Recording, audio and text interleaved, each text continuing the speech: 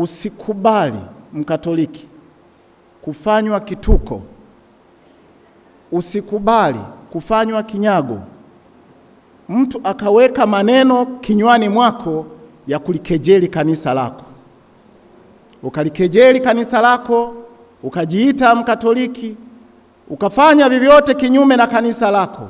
Wajibu wako ni kulilinda kanisa, kulinda uso wa mama kanisa mtakatifu, kuto kuufedhehesha uso wa mama kanisa. Ikitokea kwa bahati mbaya umekubali kuwekewa maneno ukalifedhehesha kanisa, sisi hatutafanya kitu, lakini utaona aibu. Mwalimu aliwahi kusema, mtu mwenye akili akikwambia jambo la kijinga na wewe ukalikubali na yeye akajua kabisa umelikubali, baadaye atakudharau.